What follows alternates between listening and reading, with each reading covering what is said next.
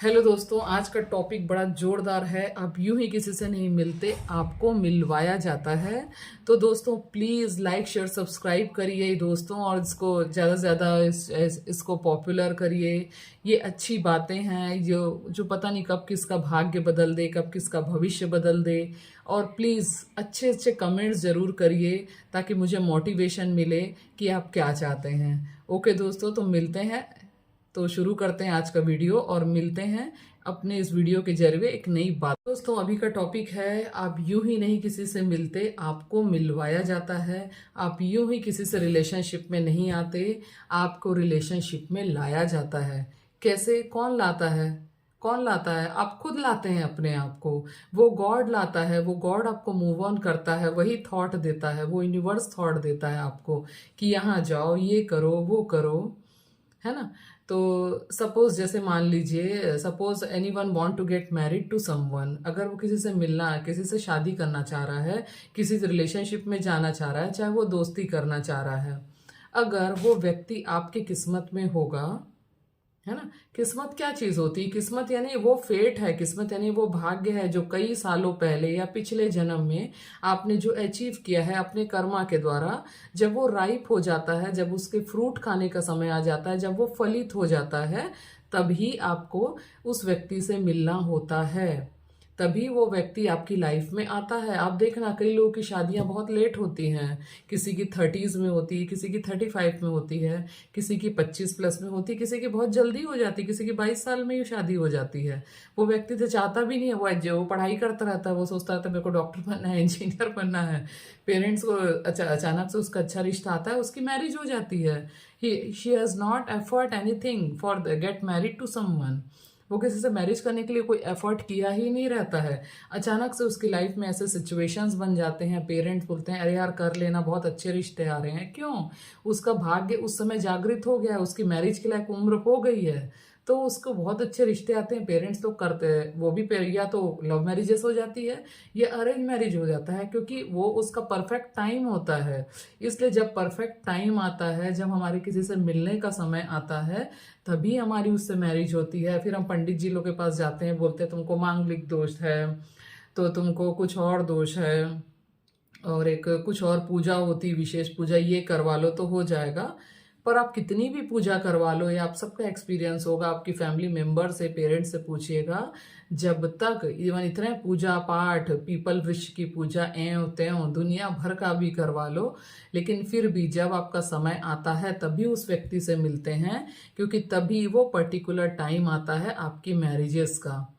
तो कुछ चीजें आपके हाथ में है ही नहीं, मैरिजेस आपके हाथ में है ही नहीं। आपके किस घर में आपका जन्म लेना है वो आपके हाथ में है ही नहीं। आप किस घर में जन्म लोगे ये आपके पिछले भाग्य के आधार पर तय होता है। नहीं तो एक बच्चे का क्या दोष है? एक गरीब घर में भी एक बच्चा तो अबोध होता है। एक अब गरीब घर में पैदा हो रहा है, एक अंबानी के घर में पैदा हो रहा है। अंबानी के घर में जो बच्चा पैदा हुआ है, ऑब्वियसली वो कितने भाग्य लेके आया है। अभिषेक बच्चन, अमिताभ बच्चन के घर में जो संतान हो रही है, वो कितने अच्छे भाग्य लेके आ रहा है। उसके पिछले कर्मास हैं, यहाँ पे उसने क्या कर्म किया है ना। वैसे ही लेकिन इस जन्म में हमारी वैसी मैरिजेस भी फिक्स होती है।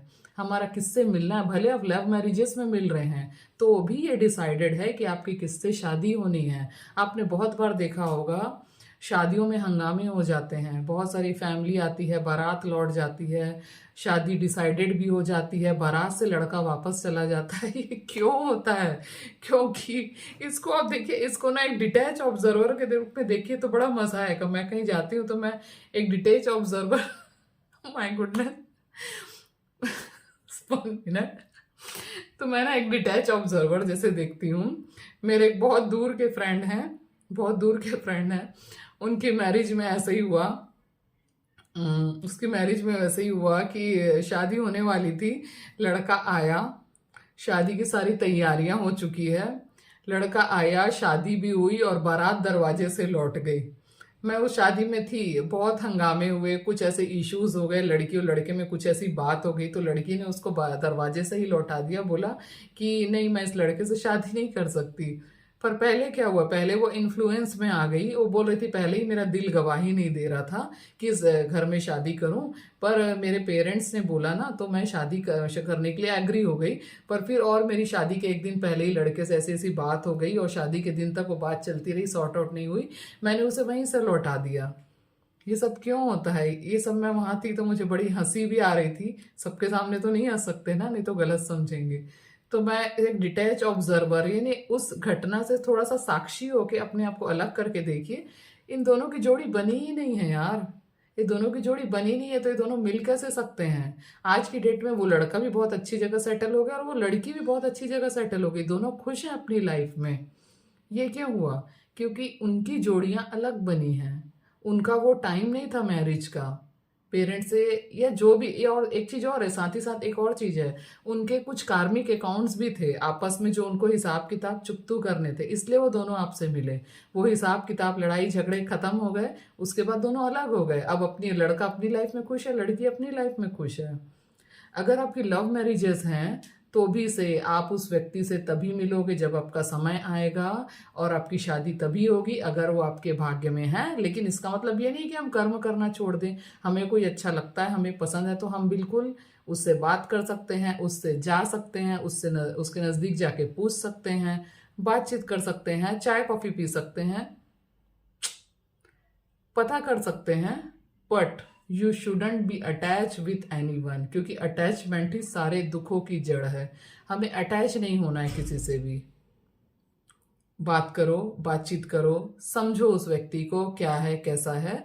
अगर वो भी इंटरेस्टेड है, जेन्युइनली आप में इंटरेस्ट ले रहा है, तो आप उसके आगे जाओ या आप उसको फॉलो करो। अगर वो आपको जेन्युइनली इंटरेस्ट नहीं लेता है तो आप उस किस्से कहानी को वहीं ख़त्म कर दो, ज़्यादा अच्छा है।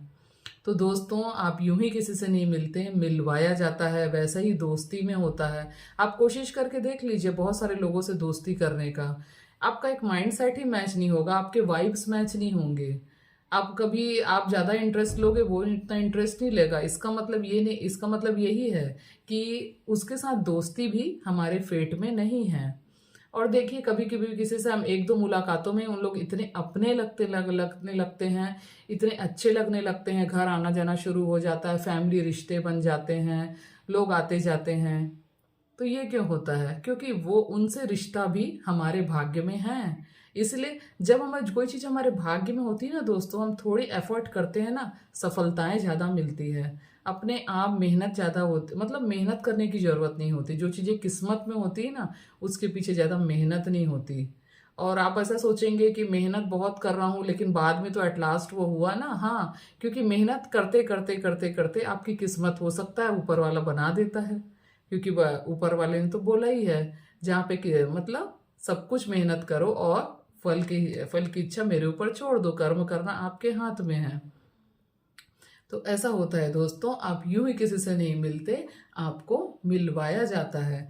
वैसे ही अरेंज मैरिजेस में होता है और वैसे ही लव मैरिजेस में होता है, वैसे ही फैमिलियर रिश्तों में भी होता है।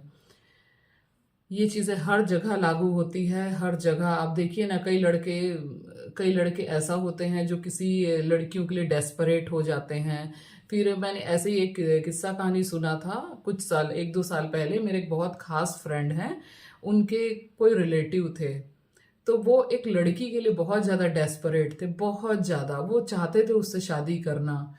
तो हमारे में होता क्या है, हमारे जो छत्तीसगढ़ है यहाँ पे कुंडली को बहुत माना जाता है, कुंडली देखी जाती है। अगर कुंडली मैच नहीं होती है तो फिर शादियों में बोलता है कि शादी बहुत अच्छी नहीं मानी जाती है। तो उन लोग की कुंडलियां बिल्कुल भी मैच नहीं हो रही थी, बिल्कुल भी नहीं। तो ज्योतिषी को भी दिखाया गया, ज्योतिषी बोला कि ये शादी सक्सेस नहीं हो पाएगी। वो बहुत जाने माने ज्योतिषी हैं, वो बोलते हैं कि उनकी भविष्यवाणी हमेशा सही निकली है। लेकिन ये लड़का, उसके फैमिली वाले समझाए लड़की, पर लड़का लड़की एक दूसरे के लिए बहुत डेस्परेट थे, उनके पेरेंट्स ने भी समझाया कि मत करो। बट फिर भी शायद वो उनके भाग्य में मिलना था और मिलने के बाद बिछोड़ जाना था, तो वो शादी भी किए, लेकिन उनकी शादी सक्सेस भी नहीं हुई और एक आध दो साल बाद उनकी शादी डिस्प्यूट हो गई, टूट गई, चल नहीं पाई। तो दोस्तों जो भी है, ये भी चीज़ें क्या होती है, अगर कोई चीज़ आपको लगती है, आप चाह रहे हैं करना और बहुत ज़्यादा पेरेंट्स इन्फ्लुएंस कर रहे हैं ना, तो कभी कभी पेरेंट्स की बात भी माननी चाहिए, क्योंकि कभी कभी मैंने अनुभव किया है कि पेरेंट्स के मुंह से खुद ईश्वर बोलते हैं, भगवान बोलता है। अगर पूरी दुनिया बोल रही है कि कोई चीज़ अच्छी नहीं है, तो आपको थोड़ा सा रुक के सोचना चाहिए, क्योंकि बाद में सुनने में आए कि वो लड़का अब इस दुनिया में भी नहीं है। मतलब मैरिज हुई भी, शादी भी हुई, दोनों रहे भी, फिर साथ में भी नहीं रह पाए। तो इसलिए बहुत सारी चीज़ों में थोड़ा बहुत भविष्यवाणी को भी मानना पड़ता है, थोड़ा बहुत पेरेंट्स की बात को भी लेके चलिए और सब चीज़ें करिए। बस कभी किसी से अटैच मत होइए और फैमिली को भी साथ लेके चलिए, तो फिर देखना लाइफ बहुत खूबसूरत हो जाती है। थैंक यू दोस्तों, like share subscribe, bye bye, thank you so much.